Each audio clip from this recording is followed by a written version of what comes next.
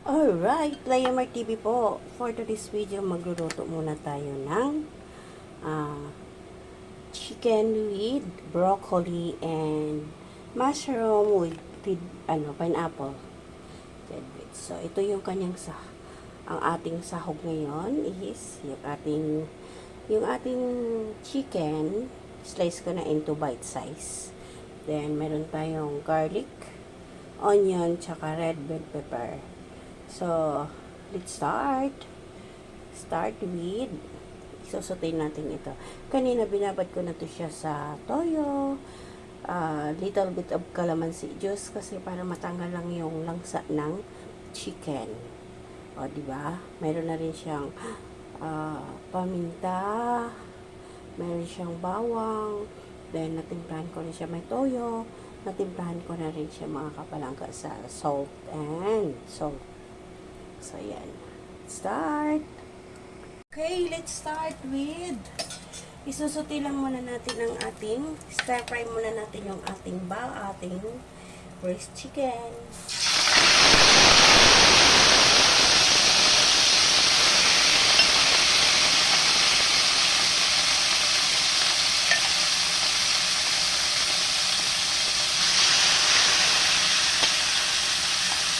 Stir-fry lang natin sa mga kapalangga. So, mga kapalangga, konting kalamansi lang ang nilagay ko dyan. Kasi, ayoko rin sobrang asin.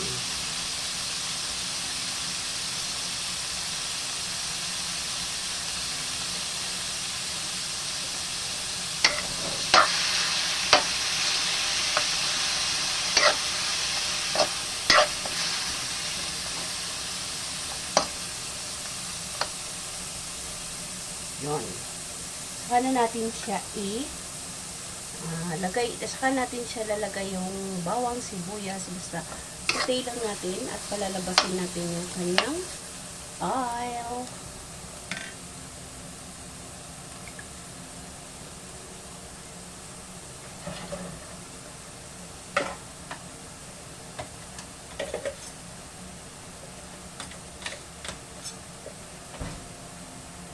Cover muna natin siya mga kapalangga para ma-lesser lang yung. Alright, let's check mga kapalangga kung nag-reduce na yung kanyang water.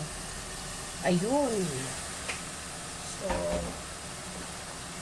yun na mga kapalangga.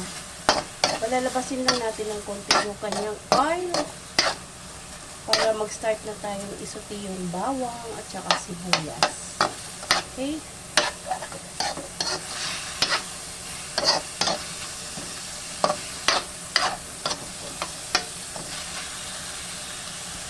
Ayan mga kapalangga, medyo na yung kanyang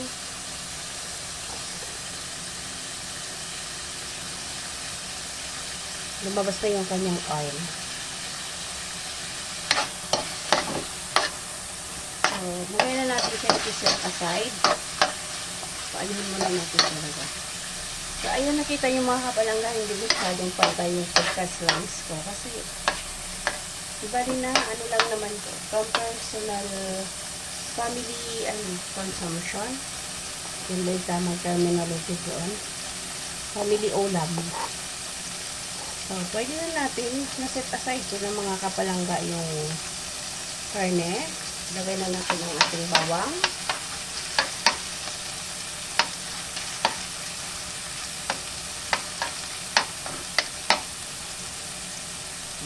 Sasatay na natin ng ating bawang at check.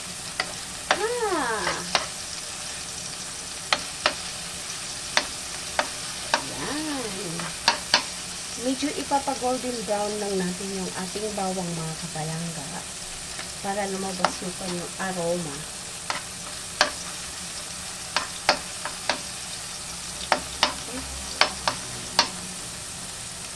So, yung chicken, mga kapalangga, kanina nung ko sa stir fry that is luto na. So, ready na rin natin. Pwede na natin isunod agad yung broccoli. Yung broccoli mga kapalangga, yung iba dyan, binablanch. Ako hindi na.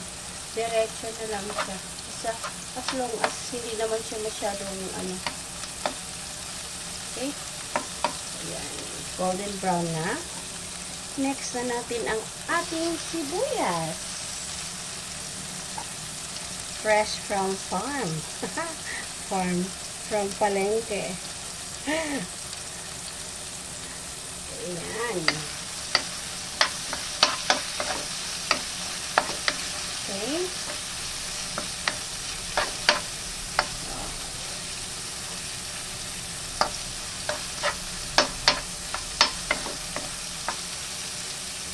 Parang nandyan na kumukuha ng ating galon para sa ating water. Oops! Wait lang mga kapalangga. So, ayan na mga kapalangga. Nasaway yung aming pagkakuha ng water from the river. From plastic river source. Sisipay na natin sa mga kapalangga. Ayan natin. Then, maglagay tayo ng mag-add lang tayo ng powder na black pepper.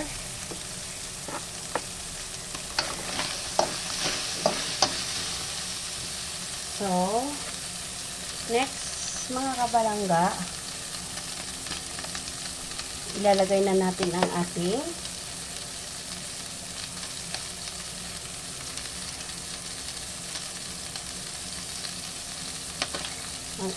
broccoli. Pwede na natin ilagay ang ating broccoli, mga kapalangga. Hindi ko na siya lunch, mga kapalangga. Ayan.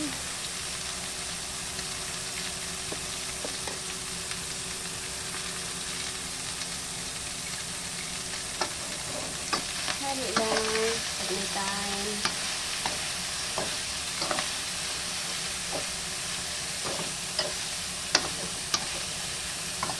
Okay.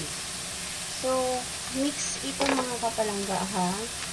Ilalagay lang natin yung ating pineapple juice from pineapple tidbits.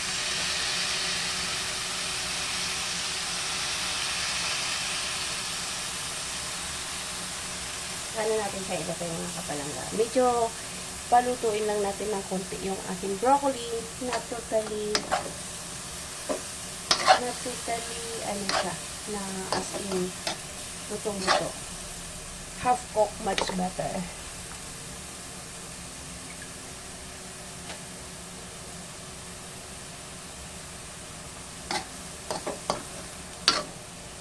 Okay.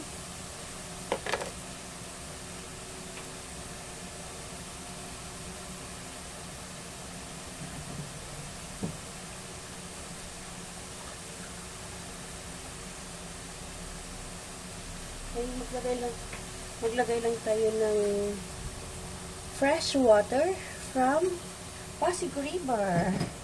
Okay? Then, takpan muna natin mga kapalangga. Okay? Okay, let's check mga kapalangga. Ayun. So, pwede na.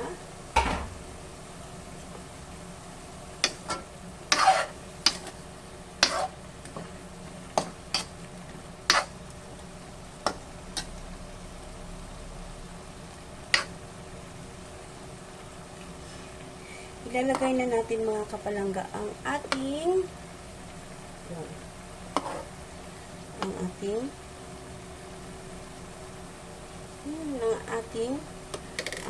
kasama ang ating liquids, ang ating mushroom, tsaka yung ating tidbits. Okay?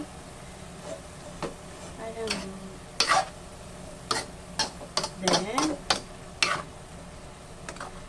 so, this is done mga kapalangga. Yung iba niyan mga kapalangga, nilalagyan ng slurry. Maglagay tayo ng ating mamasita. Okay. Slurry. So, ilagay na rin natin ang ating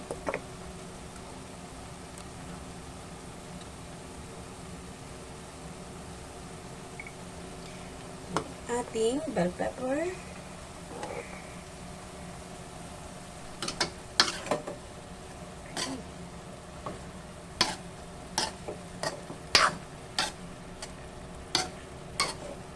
So, hindi na natin kailangan mga kapalangga maglagay ng ating slurry. Gusto ko, ayoko nang medyo malapot. Gusto ko ganyan lang mga kapalangga.